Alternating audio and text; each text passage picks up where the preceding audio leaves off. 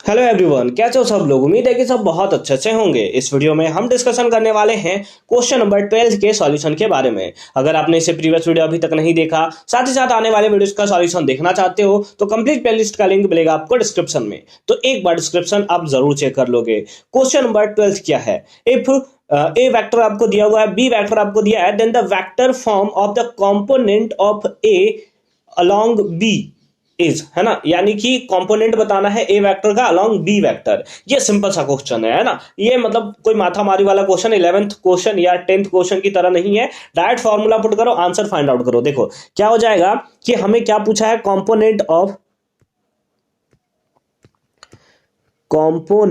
Of vector a, है ना, along along vector b is equals to, यानी कि component of vector a along vector b, इसका formula हमें क्या देखने को मिलेगा। तो इसका फॉर्मूला आपको बहुत अच्छे तरीके से नोट कर लेना है, ठीक है। ये हो जाता है vector a dot vector b, है ना, vector a dot vector b divided by magnitude of vector b, है ना, इसका क्या, square square into vector b, है ना। ये हमें फॉर्मूला देखने को मिलेगा एक्चुअल में। अब वेक्टर ए क्या है, वेक्टर ए है आपके पास 4i cap plus 6j cap, है ना, प्लस 6j कैप। इसका आपको डॉट करना है, किसके साथ डॉट करना है, दैट इज वेक्टर बी के साथ। वेक्टर बी के साथ क्या होगा, that is 3j cap plus 4k cap. इसके साथ डॉट किया, divided by magnitude of vector b. Vector b का मैग्नीट्यूड, है ना, वेक्टर बी आई तो है नहीं, तो जीरो का स्क्वायर जीरो हो जाएगा। जे कितना है, 3 का स्क्वायर करोगे कितना होगा, 9 प्लस 4 का स्क्वायर करोगे कितना आ जाएगा, 16 आ जाएगा, ठीक है। इसको हम लोग बिग ब्रैकेट में बंद कर देते हैं, ठीक है। इनटू बी कैप, बी का वैल्यू कितना है, तो बी का दिया हुआ है सर, ये दिया हुआ 3j कैप, है ना, 3j cap plus 4k cap.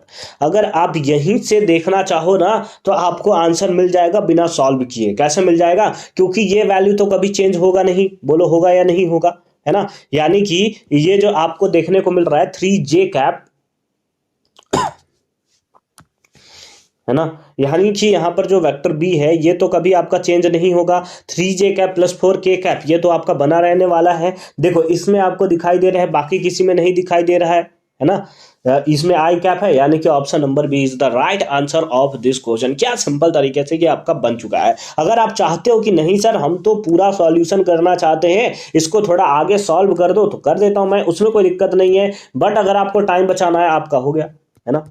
देखो क्या होगा, आई का मल्टीप्लाई अगर आई से करोगे तो ही 1 मिलेगा। अगर आई जे से मल्टीप्लाई हुआ या आई के से मल्टीप्लाई हुआ तो फिर हमारा वैल्यू कितना हो जाता है, 0 हो जाता है ना। तो आई का मल्टीप्लाई आई से तब 1, है ना, मतलब डॉट आई का डॉट आई से तो 1, जे का डॉट जे से तो 1, के का के तो 1, अदरवाइज 0। तो जैसे पहले वाले में है, आई का डॉट किससे कर रहे हैं, जे के साथ, यानी कि 0, ठीक है, प्लस आई का के साथ अगेन 0, प्लस जे है, जे इंटू जे तो 1 हो जाएगा, और 6 3 जा, है ना, 6 3 जा 18 हो जाएगा। कितना हो जाएगा, 18, तो लिख दिया प्लस 18। और जे का के साथ तो ये भी कितना हो जाएगा, 0, डिवाइडेड बाय कितना हो गया, रूट अंडर हो जाएगा कितना, रूट अंडर 25। और रूट अंडर 25 किसके इक्वल आता है, दैट इज ये आता है 5 के इक्वल। किसके इक्वल आता है, दैट इज 5 के इक्वल हमें देखने को मिलेगा, है ना। तो 5 के इक्वल मिलेगा, तो इसको आप लिख सकते हो 18/5। ये वाला पार्ट इधर भी रहेगा, है ना, मतलब ये वाला पार्ट यहाँ पर है, क्या बार बार लिखूं मैं यार, ठीक है। 3j कैप और प्लस 4k कैप, है ना, ये आपको देखने को मिलेगा। हालांकि ये क्वेश्चन जो था सॉल्व करने के लिए था ही नहीं, मैं बताऊं तो सॉल्व करने के लिए था ही नहीं। स्टार्टिंग में ही आपको यहाँ पर फॉर्मूला में पता चल गया कि ये क्या होने वाला है यहाँ पे।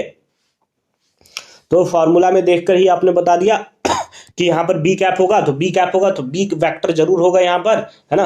वी वेक्टर जरूर, बी कैप क्यों बोल रहा हूं मैं, बी वेक्टर होगा तो बी वेक्टर होगा, तो ये पक्का है कि ये वाला पार्ट तो जरूर यहाँ पर देखने को मिलेगा ही मिलेगा। तो उस बेसिस पे हमारे पास हो गया option number b is the right answer of this question. तो इस टाइप से बड़े ही प्यारे तरीके से आप क्वेश्चन नंबर ट्वेल्थ का सॉल्यूशन कर सकते हो। आई होप कि ये पार्ट भी आपको बहुत अच्छे तरीके से समझ में आया होगा। मिलते हैं आपसे अगली वीडियो में क्वेश्चन नंबर 13 के सॉल्यूशन के साथ। तब तक के लिए अच्छे से पढ़ाई करते रहो। All the very best for your upcoming examination.